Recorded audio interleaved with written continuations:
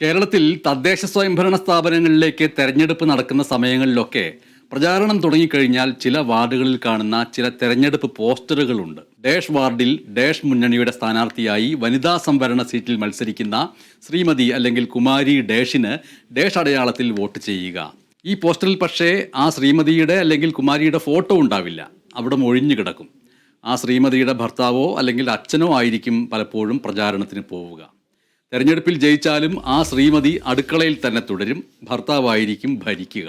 രസകരമാണ് എന്ന് ഒറ്റനോട്ടത്തിൽ പറയാവുന്ന, എന്നാൽ ഒട്ടും രസകരമല്ലാത്ത ഈ യാഥാർത്ഥ്യത്തിൻ്റെ അതിഭീകരവും ദയനീയവുമായ വിവിധ ഇന്ത്യൻ മുഖങ്ങൾ കണിശമായ മാധ്യമ ജാഗ്രതയോടെ കാണിച്ചു തരുന്ന പുസ്തകമാണ് പ്രശസ്ത എഴുത്തുകാരിയും മുതിർന്ന മാധ്യമപ്രവർത്തകയുമായ കെ എ ബീനയുടെ ആ കസേര ആരുടേതാണ് എന്ന പുസ്തകം. ഒരു മാധ്യമപ്രവർത്തകയുടെ ഇന്ത്യൻ ഗ്രാമയാത്രകൾ എന്ന ഉപശീർഷകത്തോടെയുള്ള ഈ പുസ്തകം നമ്മുടെ രാജ്യത്തെ 6 സംസ്ഥാനങ്ങളിൽ ദളിത് സ്ത്രീ സംവരണ സീറ്റുകളിൽ മത്സരിക്കുകയും പലപ്പോഴും ജയിക്കുകയും ചെയ്ത ദളിതരെയും സ്ത്രീകളെയും 10 വർഷങ്ങൾക്ക് ശേഷം അവരുടെ ഇപ്പോഴത്തെ ദയനീയമായ അവസ്ഥയുടെ പശ്ചാത്തലത്തിൽ കാണിച്ചു തരികയാണ് ചെയ്യുന്നത്. പഞ്ചായത്തുകളിൽ ദളിതർക്കും സ്ത്രീകൾക്കും നൽകിയിട്ടുള്ള സംവരണം അവരുടെ ജീവിതത്തിലും സമൂഹത്തിലും ഉണ്ടാക്കിയ മാറ്റങ്ങൾ എന്തൊക്കെയാണ് എന്ന ചോദ്യത്തിന് ഉത്തരം കണ്ടെത്താൻ കെ എ ബീന നടത്തിയ അന്വേഷണാത്മകമായ ഇന്ത്യൻ യാത്രയുടെ ഉത്തരങ്ങൾ ഈ പുസ്തകത്തിൽ വായിച്ചു കഴിയുമ്പോൾ നമ്മൾക്ക് കണ്ടെത്താൻ കഴിയും.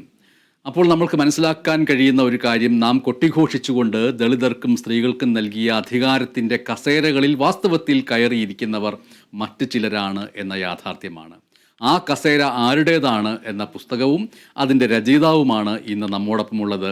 സ്വാഗതം ശ്രീ കെ എ ബീന. സ്വാഗതം എന്ന് പറയുമ്പോൾ സ്വാഗതം സ്വീകരിച്ചുകൊണ്ട് പുഞ്ചിരിക്കാവുന്ന ഒരു യാഥാർത്ഥ്യമല്ല ഈ പുസ്തകത്തിൽ നമ്മുടെ മുന്നിലുള്ളത്. ഈ ഒരു യാത്രയിലേക്ക് പ്രേരിപ്പിച്ച കാരണങ്ങളും പശ്ചാത്തല അനുഭവങ്ങളും എന്തൊക്കെയായിരുന്നു? ബനേഷ്, വളരെ നന്ദി ഇങ്ങനെ ഒരു ചർച്ചയിലേക്കും ഇങ്ങനെ ഒരു പുസ്തകത്തെക്കുറിച്ച് ചർച്ച ചെയ്യുന്ന പരിപാടിയിൽ പങ്കെടുക്കാൻ കഴിയുന്നതില്. ഞാൻ ഈ പുസ്തകം ഒരു 10 വർഷം, നേരത്തെ ബനേഷ് പറഞ്ഞതുപോലെ തന്നെ 10 വർഷത്തിന് മുമ്പ് 2014 തുടങ്ങിയിട്ട് 10 വർഷത്തോളം നീണ്ട യാത്രകളാണ്, 2024 അവസാനിച്ച യാത്രകളാണ് പുസ്തകത്തിൽ ഉൾപ്പെടുത്തിയിരിക്കുന്നത്.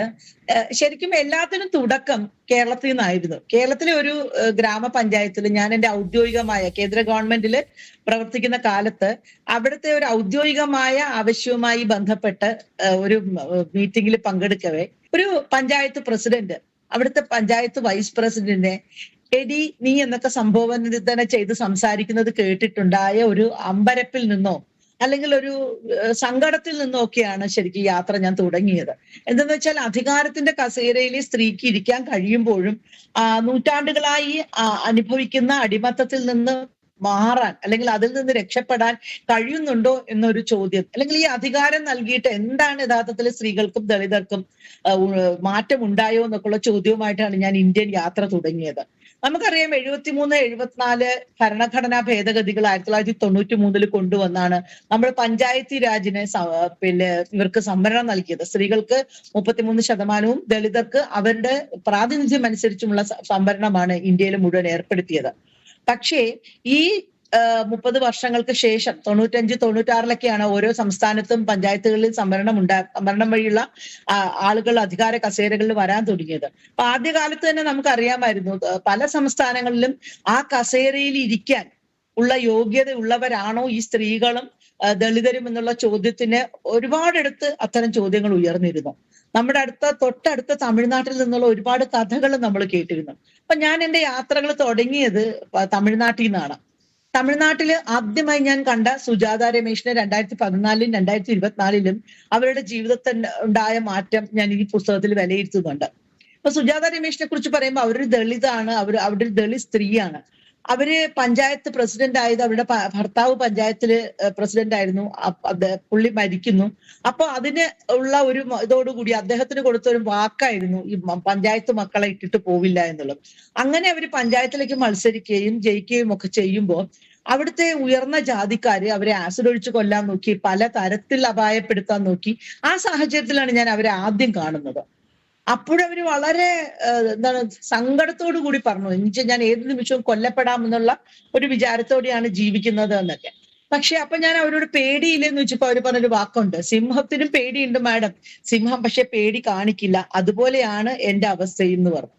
അപ്പൊ ഏതായാലും 2024 ഞാൻ അവരുടെ വിവരങ്ങൾ തേടി ഇറങ്ങുമ്പോ അവർ ഈ അധികാരത്തിൽ നിന്നൊക്കെ അവരെ ഈ ഉയർന്ന ജാതിക്കാർ വലിച്ച് താഴെ ഇട്ടിട്ട് അവർക്കെതിരെ നിരന്തരം കേസ് കൊടുക്കുകയും അവരുടെ ജീവിതം ആകെ വഴിമുട്ടി നിൽക്കുകയും ചെയ്യുന്നതാണ് കണ്ടത്.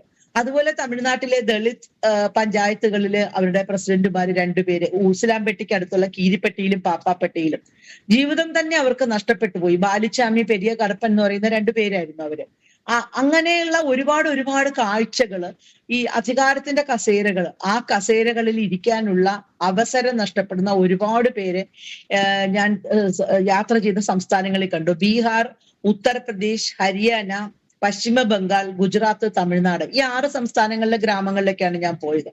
പക്ഷേ അത്ഭുതകരം എന്നോണം വളരെ വിജയകരമായി തന്നെ ഗ്രാമഭരണം മുന്നോട്ട് കൊണ്ടുപോകുന്ന ദളിതരെയും സ്ത്രീകളെയും അപൂർവമായെങ്കിലും കണ്ടില്ല എന്ന് ഞാൻ പറയുന്നില്ല. വളരെ മനോഹരമായി തന്നെ അധികാരത്തെയും അവരുടെ ജീവിതത്തെയും സമന്വയിപ്പിക്കുന്ന ആളുകളെയും കാണാൻ പറ്റി. പക്ഷെ അത് അപൂർവമാണ്. പല സംസ്ഥാനങ്ങളിലും ജാതിയുടെയും പിന്നെ ലിംഗബോധത്തിന്റെയും ലിംഗഭേദങ്ങളുടെയും ഒക്കെ വലിയ ക്രൂരമായ പിന്നെ അവഗണനകളും അവഹേളനങ്ങളും നേരിടുന്ന മനുഷ്യരെയാണ് ഏറെ കണ്ടത്. എങ്കിൽ പോലും പോസിറ്റീവായ സ്റ്റോറികളും പലയിടത്തു നിന്നും കാണാൻ പറ്റിയിട്ടുണ്ട്. ഇതിനകത്തുള്ള ഒരു വലിയ സംഗതി, ഞാൻ കാണാൻ ശ്രമിച്ചതും ഞാൻ പറയാൻ ശ്രമിച്ചതും എന്ന് പറയുന്നത്, ഈ സംവരണം കൂടാതെ എങ്ങനെയെങ്കിലും ഇവർക്ക് ഇരിക്കാൻ പറ്റുമോ എന്നുള്ളതാണ്. ഒരിക്കലും സംവരണമില്ലെങ്കിൽ എത്തിപ്പെടാൻ പറ്റാത്ത ഒരവസ്ഥയിലാണ് ഇന്ന് നമ്മൾ കാണുന്ന മിക്ക ആളുകളും ഈ കസേരകളിൽ ഇരിക്കുന്നത്. പല സ്ഥലങ്ങളിലും ആ കസേരയിൽ അവർക്ക് ഇരിക്കാൻ പറ്റാറില്ല. നമ്മൾ ഈ ഇടയ്ക്ക് പോലും തമിഴ്നാട്ടിൽ നിന്നുള്ള ഒരു വാർത്തകൾ കേൾക്കുന്നുണ്ട്. അതായത് ദളിത് പഞ്ചായത്ത് പ്രസിഡന്റ് ആണെന്നുണ്ടെങ്കിൽ അവരെ കസേരയിൽ ഇരുത്തില്ല, അവര് നിലത്തിരിക്കണം എന്ന്. ഞാൻ നേരത്തെ പറഞ്ഞ സുജാത രമേശ് ഒരുപാട് നാള് നിലത്തിരുന്നിട്ടാണ് പിന്നീട് കസേരയിൽ കളക്ടറോ പിന്നെ താലൂക്ക് എന്നൊക്കെ ആൾക്കാർ വന്ന് അവരെ ഇരിക്കാൻ അനുവദിച്ചത്. അതുപോലെ തന്നെ പല സ്ഥലങ്ങളിലും സ്വാതന്ത്ര്യ ദിനത്തിനും മറ്റും പതാക ഉയർത്താൻ ദളിതാണെങ്കിൽ അല്ലെങ്കിൽ സ്ത്രീ ആണെങ്കിലോ സമ്മതിക്കാറില്ല. അതിനകത്ത് തൊടാൻ നിനക്ക് അധികാരമില്ല, ഈ ദേശീയ പതാക ഉയർത്താനുള്ള അധികാരം നിനക്കില്ല എന്ന് പച്ചയായി പറയുന്ന പലരുടെ അനുഭവങ്ങളെയും എനിക്ക് കാണാൻ പറ്റിയിട്ടുണ്ട്. അതുപോലെ തന്നെ സ്ത്രീ ആയതുകൊണ്ട് ഇപ്പം സുജാത രമേശ് തന്നെ നമുക്ക് ഉദാഹരണമാക്കാം. അവരുടെ പഞ്ചായത്തിൽ തന്നെ ഒരു മെമ്പർ പറഞ്ഞത്, നീ വേഷം അഴിച്ചു വെച്ചിട്ട് വാന്നുള്ള രീതിയിലാണ്. അങ്ങനെ ഒരു പെണ്ണായി മാത്രം കാണുകയും അത് ദളിത് പെൺകുട്ടി സ്ത്രീ ആണെന്നുണ്ടെങ്കിൽ അവരോട് കൂടുതൽ അവഹേളിക്കുകയും ഒക്കെ ചെയ്യുന്ന വളരെ, നമുക്ക് ഇനിയും സ്വാതന്ത്ര്യം കിട്ടി, നമ്മുടെ ഭരണഘടന നിലവിൽ വന്നു, അതിന് തുല്യ അവകാശങ്ങളുണ്ട്. ഇതെല്ലാം കഴിഞ്ഞിട്ടും 75 വർഷം കഴിഞ്ഞിട്ടും നമ്മൾ കാണുന്ന ഇന്ത്യ എന്ന് പറയുന്നത് വളരെ വളരെ വളരെ വളരെ ഇനിയും നമ്മൾ കടന്നു പോവാനുള്ള ഒരുപാട് മുന്നോട്ടുള്ള വഴി വളരെ അപകടകരമായ രീതിയിൽ തന്നെ വിഭജിക്കപ്പെട്ടിരിക്കുന്നു, അല്ലെങ്കിൽ വിവേചനങ്ങൾ കൊണ്ട് നിറഞ്ഞിരിക്കുന്നു എന്നുള്ള ഒരു അനുഭവമാണ് എനിക്കുണ്ടായത്. ഇതെന്റെ യാത്രകളാണ്. ഇപ്പൊ ഞാൻ ശരിക്കും ഇതിനു മുമ്പ് ഒരുപാട് യാത്രകൾ, പിന്നെ ഇന്ത്യയുടെ പല ഭാഗങ്ങളിലും നമ്മുടെ എക്സോട്ടിക് ആയ കാഴ്ചകൾ, താജ്മഹൽ കാണാനും അല്ലെങ്കിൽ ജയ്പൂർ പാലസ് കാണാനൊക്കെ പോയി എന്റെ ഒറ്റയ്ക്ക് അങ്ങനെ ഞാൻ ഇന്ത്യ കണ്ടിട്ടുണ്ട്. പക്ഷെ ഇങ്ങനെ ഒരു ഇന്ത്യ വളരെ അപ്രതീക്ഷിതമായ അല്ലെങ്കിൽ അത്ഭുതങ്ങൾ തരുന്ന, അമ്പരപ്പ് തരുന്ന ഒരു ഇന്ത്യയാണ് ഞാൻ കണ്ടത്. നമ്മൾക്ക് വികസനം എന്ന് പറയുന്നത് ഇനിയും എത്തിച്ചേരാത്ത, വിദ്യാഭ്യാസവും നിരക്ഷരരായ ഒരുപാട് പേര്, അവരൊക്കെ പഞ്ചായത്തുകളിലേക്ക് വരികയും അവർക്ക് എന്താണ് പഞ്ചായത്തെന്നോ എന്താണ് പഞ്ചായത്ത് ഫണ്ടെന്നോ ഗ്രാമസഭ എന്തെന്നോ ഒന്നും തിരിച്ചറിയാതെ ഇരിക്കുന്ന ഒരുപാട് പേര്. പല സ്ഥലങ്ങളിലും എന്നോട് പറഞ്ഞു, ട്രെയിനിങ്ങിന് പരിശീലനത്തിന് വരുമ്പോൾ 33% സംവരണമാണെങ്കിൽ 33% സ്ത്രീകൾ വരണം. പലയിടത്തും അതുപോലും ഇല്ലെന്നാണ് പറയുന്നത്. പല സ്ഥലങ്ങളിലും ഭർത്താക്കന്മാരെ അല്ലെങ്കിൽ അച്ഛന്മാരെ അല്ലെങ്കിൽ ആൺമക്കളൊക്കെയാണ് പഞ്ചായത്തിന്റെ ഭരണം കൈയാളുന്നത്. അത് വളരെ അപൂർവമായിട്ട് ചില സ്ഥലങ്ങളിൽ പോസിറ്റീവായി നമുക്ക് കാണാമെങ്കിലും ആകെ നോക്കുമ്പോഴേക്കും ഇനിയും ഈ 30 വർഷം അധികാരം നമ്മൾ കൊടുത്തിട്ട് പോലും താഴേക്കിടയിലുള്ളവരെ ശരിക്കും നമ്മൾ വിചാരിച്ച രീതിയിൽ നമ്മൾ എന്താണ് ഇക്വാലിറ്റിക്ക് വേണ്ടി, സമത്വത്തിന് വേണ്ടിയിട്ടാണ് ഇതെല്ലാം ചെയ്തതെങ്കിലും ആ സമത്വത്തിന്റെ വഴിയിലേക്ക് ഇനിയും എത്തിച്ചേർന്നിട്ടില്ല എന്നുള്ളൊരു യാഥാർത്ഥ്യമാണ് എനിക്ക് കാണാൻ കഴിഞ്ഞത്. അപ്പൊ നമ്മൾ നിയമസഭയിലോ ലോകസഭയിലോ തെരഞ്ഞെടുപ്പ് നടക്കുമ്പോ ഒരിക്കലും നമുക്ക് പിന്നെ സ്ഥാനാർത്ഥി കൊല്ലപ്പെടുന്നു അങ്ങനെയുള്ള കേസുകൾ കേൾക്കാറില്ല. പക്ഷെ ഈ പഞ്ചായത്ത് തെരഞ്ഞെടുപ്പ് വരുമ്പം ഇന്ത്യയിലെ പല സംസ്ഥാനങ്ങളിലും സ്ഥാനാർത്ഥികൾ ആക്രമിക്കപ്പെടുകയും പല സ്ഥലങ്ങളിലും കൊലപാതകങ്ങളിൽ കലാശിക്കുകയും ഒക്കെ ചെയ്യുന്ന ഒരു യാഥാർത്ഥ്യമുണ്ട്. തമിഴ്നാട്ടിലെ ഈ ഉസിലാംപെട്ടിയിലെ കീരിപ്പെട്ടി, പാപ്പാപ്പെട്ടി, നാട്ടാമംഗലം എന്നൊക്കെ പറയുന്ന പഞ്ചായത്തുകളിൽ ഏതാണ്ട് ഒരു 10 വർഷത്തോളം ഒരു പഞ്ചായത്തില് പ്രസിഡന്റ് പോലും ഇല്ലാതെ രീതിയിൽ ഉയർന്ന ജാതിക്കാര് താഴ്ന്ന ജാതിക്കാരുടെ അവർക്ക് സംവരണം ചെയ്ത മണ്ഡലങ്ങളിൽ അവരുടെ തീരുമാനം നടപ്പാക്കുകയായിരുന്നു. ഒരു തരത്തിലും അവിടെ പഞ്ചായത്തില് ദളിത് പഞ്ചായത്ത് പ്രസിഡന്റുമാരെ കൊണ്ടുവരില്ലായിരുന്നു. അതുപോലെ തന്നെ ഉത്തർപ്രദേശില് പല സ്ഥലങ്ങളിലും നമ്മൾ ചെല്ലുമ്പോൾ സ്ത്രീകളെ നമുക്ക് കാണാൻ പറ്റില്ല. അവിടെയൊക്കെ പഞ്ചായത്തുകളിൽ അവരുടെ പുരുഷന്മാരായിരിക്കും കൂടുതൽ പണിയെടുക്കുന്നത്. അപൂർവം ചില സ്ത്രീകൾ പഞ്ചായത്തുകളിൽ വളരെ മിടുക്കരായി വരുന്നത് നമുക്ക് കണ്ടെത്താമെങ്കിലും ഒരു വലിയ തോതിലും ഇപ്പോഴും ഈ സ്ത്രീ സംവരണമോ ദളിത് സംവരണമോ അതിന്റെ യഥാർത്ഥ ഇമ്പാക്ട് ഇനിയും ഉണ്ടാക്കിയെന്ന് എനിക്ക് തോന്നുന്നില്ല. രാഷ്ട്രീയ അധികാരം എന്ന് പറയുന്നത് എല്ലാവർക്കും തുല്യമാകുന്ന ഒരു സമയത്ത് മാത്രമേ ഒരു രാജ്യത്തിന്റെ ഒരു വികാസം എന്ന് പറഞ്ഞ് നടക്കുകയുള്ളൂ. അത് ഇനിയും നടന്നിട്ടുണ്ടോ എന്ന് എനിക്ക് സംശയമാണ്. ആ കസേര ആരുടേതാണ് എന്നതാണ് ഈ പുസ്തകത്തിന്റെ ശീർഷകമെങ്കിലും അതൊരു ഏകവചനമായിട്ടുള്ള ഒരു ശീർഷകമാവുന്നില്ല. മറിച്ച് ആ കസേരകൾ, അധികാരത്തിന്റെ ആ കസേരകൾ അവിടെ ഇരിക്കേണ്ടവർക്ക് പകരം ആരാണ് ഇരിക്കുന്നത് എന്നുള്ള ചോദ്യം ഉയർത്തുന്നു. ഇതിൽ ഈ പുസ്തകം നമ്മൾ കയ്യിലെടുത്ത് വായിച്ചു പോകുമ്പോൾ പരോക്ഷമായിട്ട് നമ്മളുടെ മനസ്സിലേക്ക് വരുന്നത് ജയമോഹൻ്റെ 100 സിംഹാസനങ്ങൾ എന്ന ഫിക്ഷനാണ്, നോവലാണ്. അതിൽ നായാടിയായിട്ടുള്ള ഒരു വ്യക്തി വളരെ പ്രധാനപ്പെട്ട അധികാരത്തിൻ്റെ പദവിയിലെത്തുമ്പോൾ ആ കസേരയിൽ ഇരിക്കാൻ അയാളെ സജ്ജമാക്കാത്ത രീതിയിൽ അധികാര വ്യവസ്ഥകൾ എങ്ങനെ പെരുമാറുന്നുവെന്ന് സൂചിപ്പിക്കുന്ന ഒരു നോവൽ ആയിട്ട് അത് നമ്മുടെ മുമ്പിൽ നിൽക്കുമ്പോൾ ആ നോവലിനേക്കാളും അതിതീക്ഷ്ണമായിട്ടുള്ള യാഥാർത്ഥ്യങ്ങളുടെ വലിയ വലിയ നിരകളാണ് ഈ പുസ്തകത്തിൽ. അതും അങ്ങേയറ്റം വാസ്തവമായ, റിയലായ, നേരിൽ കണ്ട് സംസാരിച്ച് റിപ്പോർട്ട് ചെയ്യപ്പെട്ട ഒരു മാധ്യമപ്രവർത്തകയുടെ അന്വേഷണാത്മകമായ ദേശീയ യാത്രയുടെ ഫലം എന്നുള്ള നിലയ്ക്ക് നമ്മളുടെ മുമ്പിലേക്ക് വരുന്നത്. ഇത് ഈ പുസ്തകം പ്രകാശനം ചെയ്യപ്പെട്ട വേളയിൽ പ്രമുഖ മാധ്യമപ്രവർത്തകൻ, പത്രപ്രവർത്തകനായിട്ടുള്ള ശ്രീ ആർ രാജഗോപാൽ സൂചിപ്പിച്ച വാക്കുകൾ എന്ന് പറയുന്നത് ഇതിലെ ഓരോ പേജിലും നമ്മളുടെ നടപ്പ് മാധ്യമപ്രവർത്തന രീതി പ്രകാരമാണെങ്കിൽ ഓരോ പേജിൽ നിന്നും ഓരോ പേജിലെയും ഉള്ളടക്കത്തെ അപ്പോൾ ടെലിവിഷൻ ചാനലിൽ വേണമെങ്കിൽ ബ്രേക്കിംഗ് ന്യൂസ് എന്ന് പറഞ്ഞും സ്കൂപ്പ് എന്ന് പറഞ്ഞും കൊടുക്കാവുന്ന അനവധി കാര്യങ്ങളാണ് ഈ പുസ്തകത്തിൽ ഉള്ളത് എന്നാണ്. എന്നാൽ അത്തരത്തിലുള്ള സ്കൂപ്പുകളും ബ്രേക്കിംഗ് ന്യൂസുകളും നൽകിക്കൊണ്ട് ഇതിനെ ആഘോഷമാക്കുകയല്ല വേണ്ടത് എന്ന് കെ എ ബീന തിരിച്ചറിയുകയും 10 വർഷം മുമ്പ് എവിടേക്കാണോ ഒരു യാത്രിക, ഒരു യാത്രാനുഭവം എഴുതുന്ന വ്യക്തി, ഒരു മാധ്യമപ്രവർത്തക എന്നിങ്ങനെയുള്ള വിവിധ തലങ്ങളുള്ള മനസ്സുമായിട്ട് യാത്ര പോയത്, അതിൻ്റെ തുടർച്ചയായിട്ട് 10 വർഷത്തിന് ശേഷം വീണ്ടും അതിൻ്റെ ഒരു ഫോളോ അപ്പ്, മാധ്യമപ്രവർത്തനത്തിലെ ഏറ്റവും പ്രധാനപ്പെട്ട ഒന്നാണ് ഫോളോ അപ്പ്, തുടർച്ച എന്നുള്ളത്. അത് നടത്തുകയും സൗമ്യമായി, ശാന്തമായി അതിൻ്റെ രചനയിൽ ഏർപ്പെടുകയും ഇതാ കൃത്യമായിട്ട് വസ്തുനിഷ്ഠമായിട്ടുള്ള ഇന്ത്യയുടെ ഒരു മുഖപടവും പരിച്ഛേദവുമായിട്ടുള്ള നമ്മളുടെ ദളിത് സ്ത്രീ രാഷ്ട്രീയ അധികാര ജീവിതങ്ങളുടെ മറുവശം കാണിച്ചു തരികയും ചെയ്യുന്നു എന്നുള്ളതാണ് ഇതിൻ്റെ പ്രത്യേകത. വളരെ ശാന്തമായിട്ട് അന്വേഷണാത്മകമായിട്ട് ചെയ്ത് ഒരു പുസ്തകം ആയിട്ട് തന്നെ ഇത് വരേണ്ടതുണ്ട് എന്ന് തീരുമാനിച്ചുറപ്പിച്ചിരുന്നുവോ? ഞാൻ നേരത്തെ ബനീഷ് പറഞ്ഞ 100 സിംഹാസനങ്ങൾ എന്നുള്ള പുസ്തകവും അതുപോലെ തന്നെ പി സായിനാഥിന്റെ എല്ലാവരും ഒരു നല്ല വരൾച്ചയെ ഇഷ്ടപ്പെടുന്നു, everyone loves A good road എന്നുള്ള പുസ്തകവും എന്നെ ഈ യാത്രകളിലേക്ക് ഒരുപാട് നയിച്ചിട്ടുണ്ട്. എന്ന് വെച്ചാൽ യഥാർത്ഥത്തിലുള്ള നമ്മളെല്ലാം പത്രപ്രവർത്തനം പഠിക്കുന്ന കാലത്തും പത്രപ്രവർത്തനത്തെ കുറിച്ച് സംസാരിക്കുന്ന കാലത്തും അത് ആർക്കു വേണ്ടിയിട്ടാണ് എന്നുള്ളൊരു ചോദ്യമുണ്ട്.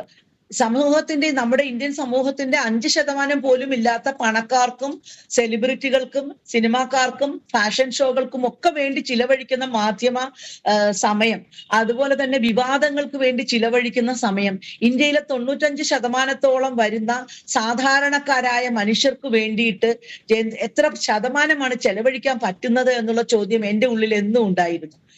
എന്താണ് യഥാർത്ഥ ഇന്ത്യ എന്ന് എനിക്ക് കാണണമെന്നുണ്ടായിരുന്നു എന്നുള്ളതാണ് വലിയ ഒരു ഇത്. ഇപ്പൊ ഗാന്ധിജി പഞ്ചായത്ത് രാജിനെ കുറിച്ച് പറഞ്ഞു. അത് തുടർന്ന് വന്ന രാഷ്ട്രീയ അധികാരികളെല്ലാം കൂടി ചേർന്ന് ഇങ്ങനെ ഒരു വ്യവസ്ഥയിലേക്ക് നമ്മളെ കൊണ്ടുവന്നു.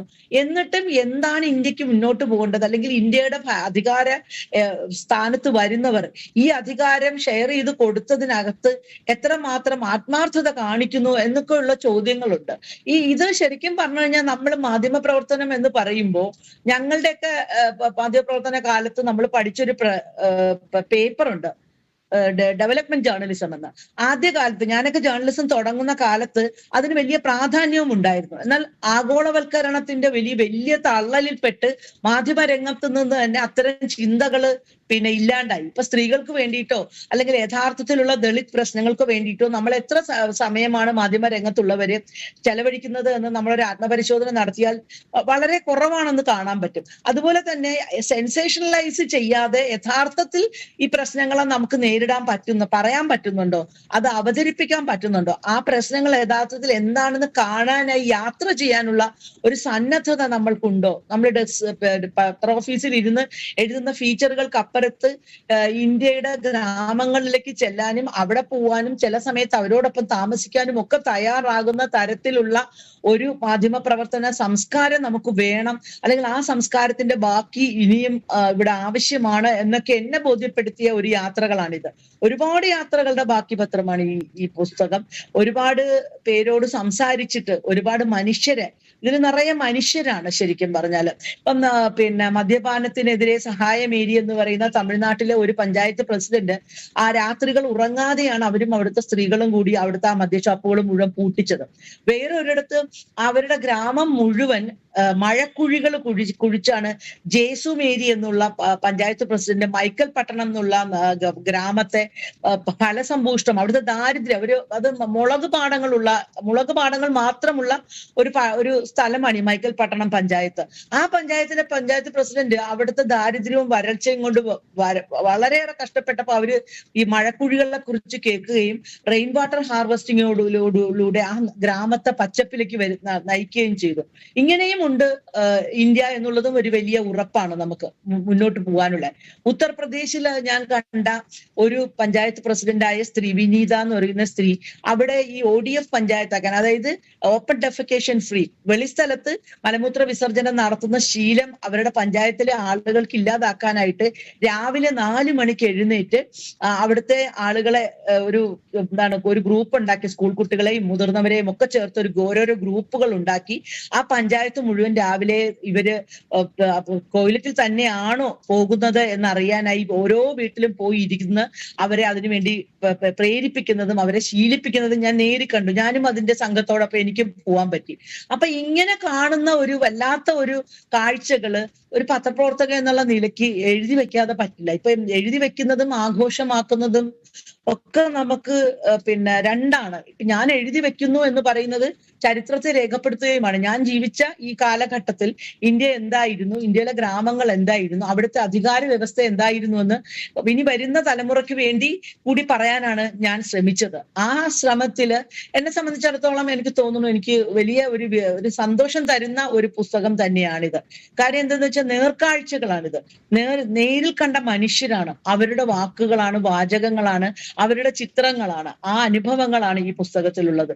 ഇത്തരം പുസ്തകങ്ങൾ മാധ്യമ വിദ്യാർത്ഥികൾക്ക് കൊടുക്കുമ്പോഴാണ് ശരിക്കും അവര് കാണുന്ന നമ്മളെല്ലാവരും കടന്നു പോകുന്ന കാലത്തിന്റെ മാധ്യമ പ്രവർത്തനത്തിൽ നിന്ന് നമ്മളൊക്കെ മാറണോ എന്ന് വിദ്യാർത്ഥികൾക്ക് ചിന്തിക്കാൻ കഴിയുന്നത് എന്ന് എനിക്ക് തോന്നുന്നു. അത്തരം പല ഉദ്ദേശങ്ങളും ഈ പുസ്തകം എഴുതുമ്പോൾ എനിക്ക് ഉണ്ടായിരുന്നു. അതിൽ എനിക്ക് വിജയിക്കാൻ കഴിഞ്ഞു എന്നാണ് തോന്നുന്നത്.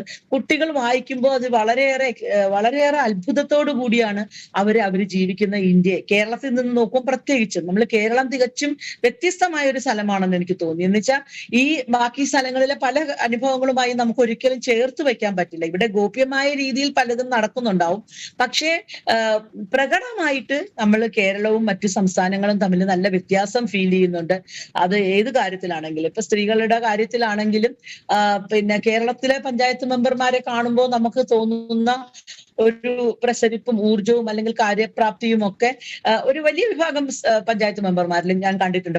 കേരളത്തിലെ പഞ്ചായത്തുകളുമായി ബന്ധപ്പെട്ട് ഏതാണ്ട് ഒരു 10 വർഷത്തോളം നിരന്തര യാത്ര നടത്തി എന്നുള്ള നിലയ്ക്ക് ആ അനുഭവവും ഇന്ത്യയിലെ ബാക്കി സംസ്ഥാനങ്ങളിൽ പോയിട്ട് കണ്ട ആളുകളുടെ അനുഭവമായിട്ട് ചേർത്ത് വെക്കുമ്പോൾ ഒരുപാട് അന്തരം എനിക്ക് ഫീൽ ചെയ്യുന്നുണ്ട്. അപ്പൊ നമ്മളുടെ മാധ്യമപ്രവർത്തകരായ കുട്ടികൾക്ക് അത്തരം ഒരു കാഴ്ച നൽകാൻ ഉള്ള ഒരു ശ്രമമായിരുന്നു ഇത്. പുസ്തകത്തിലെ ഏറ്റവും പ്രധാനപ്പെട്ടതെന്നോ ഹൃദയസ്പൃക്കെന്നോ തോന്നിപ്പിക്കുന്ന ഒന്നോ രണ്ടോ ഖണ്ഡികകളോ ഒരു താളോ എഴുത്തുകാരി എന്ന നിലയ്ക്ക് തന്നെ കെ ബീന വായിക്കണമെന്ന് അഭ്യർത്ഥിക്കുകയാണ്. പ്രത്യേകിച്ചും ഈ പുസ്തകം വായിച്ചുകൊണ്ടിരുന്നപ്പോൾ എൻ്റെ ഉള്ളിൽ തറഞ്ഞ ചില സംഭാഷണങ്ങൾ ഒരു സ്ത്രീ പറയുന്നതായിട്ട് അതിൽ വരുന്നുണ്ട്. ദളിതർ എന്ന് പറയുന്നത് ചെരുപ്പ് പോലെയായിട്ടാണ് കരുതപ്പെടുന്നത്.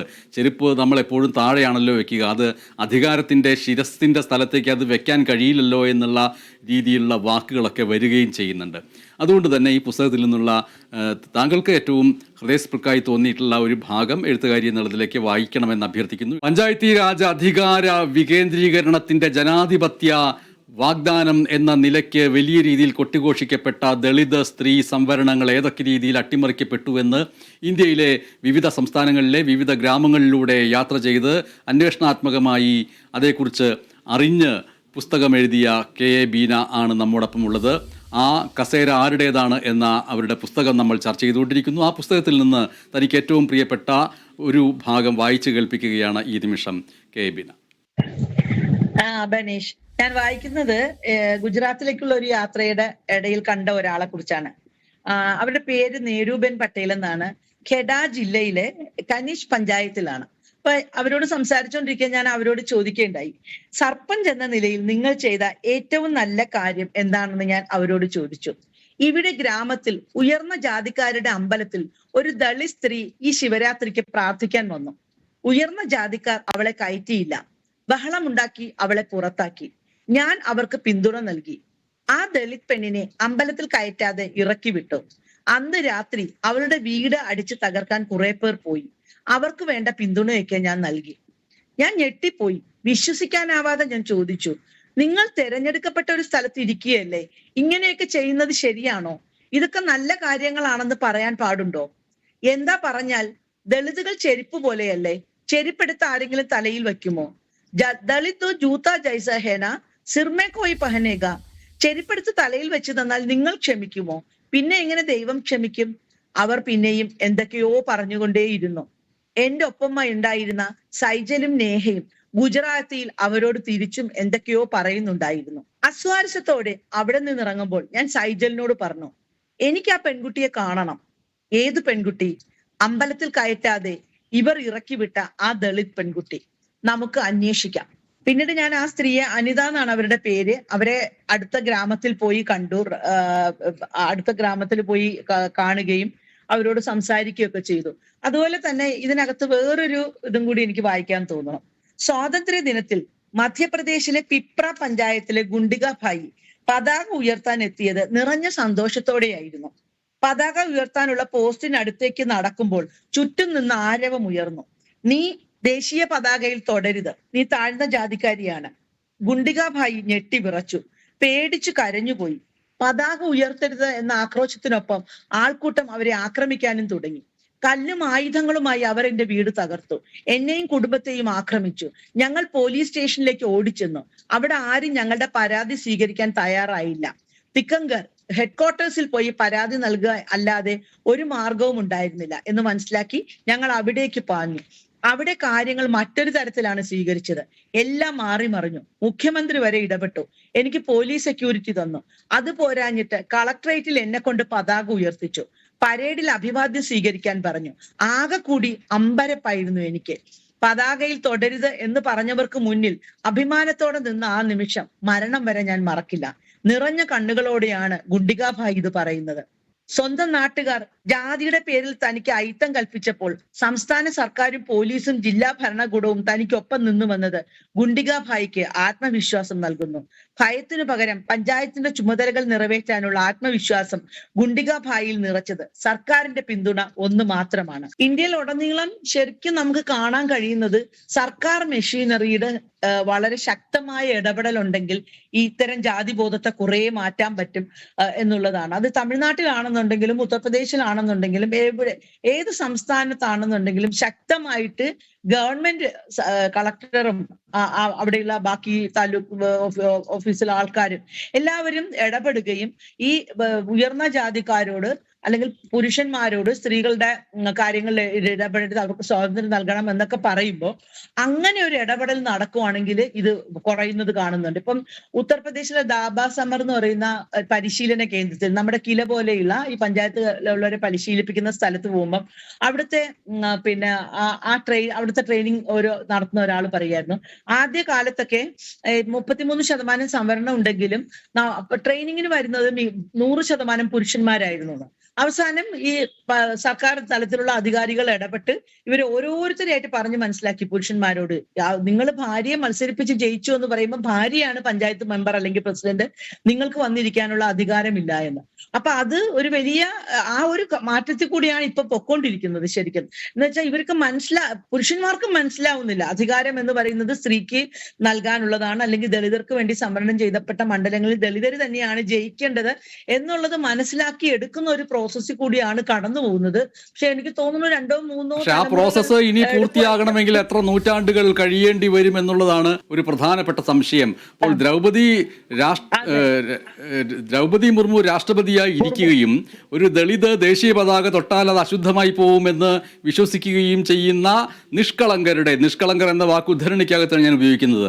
ആ നിഷ്കളങ്കരുടെ വലിയ കൂട്ടം ഇന്ത്യയിൽ ഇപ്പോഴും തുടർന്നുകൊണ്ടിരിക്കുന്നുവെന്ന് കെ ബീനയുടെ ഈ പുസ്തകം നമ്മോട് കൃത്യമായും വ്യക്തമാക്കി തരുന്നു. അതേസമയം തന്നെ ഉദാരവൽക്കരണത്തിന് ശേഷം ഇപ്പോഴും ഷൈൻ ചെയ്തുകൊണ്ടിരിക്കുന്ന ഇന്ത്യ എന്ന് പറയുന്നത് വാസ്തവത്തിൽ അത് ഇരുട്ടിലാക്കിയിരിക്കുന്ന ജീവിതങ്ങളെക്കുറിച്ചുള്ള ഒരു തിരിച്ചറിവ് ഈ പുസ്തകം തരികയും ചെയ്യുന്നുണ്ട്. മറ്റൊരു ഭാഗത്ത് സുനിത വില്യംസ് ബഹിരാകാശ പേടകത്തിൽ നിന്ന് നമ്മുടെ നാട്ടിലേക്ക് ശാസ്ത്രത്തിൻ്റെ വലിയ തിളക്കത്തോടുകൂടി എത്തുമ്പോഴാണ് ഇവിടെ ദേശീയ പതാക തൊട്ടാൽ അശുദ്ധമാവും, അല്ലെങ്കിൽ അമ്പലത്തിൽ അനിതയെ പോലെയുള്ളവർ കയറിയാൽ അത് ദളിതുകൾ കയറിയാൽ ദൈവം എങ്ങനെ ക്ഷമിക്കുമെന്നുള്ള ചോദ്യം വരുന്നത് എന്ന് മാത്രമല്ല, ഇത്തരം സന്ദർഭങ്ങളിൽ അവിടുത്തെ പ്രാദേശിക ഭരണകൂടം അത്തരത്തിൽ ആ പെൺകുട്ടിയെ ഇറക്കി വിടുന്നതിനെ ന്യായീകരിക്കുന്നതിൻ്റെ വിശദാംശങ്ങളും കെ ബീനയുടെ ഈ പുസ്തകം മുന്നോട്ട് വയ്ക്കുന്നുണ്ട്. ചിന്ത പബ്ലിഷേഴ്സാണ് ഈ പുസ്തകം പ്രസിദ്ധീകരിച്ചിരിക്കുന്നത്.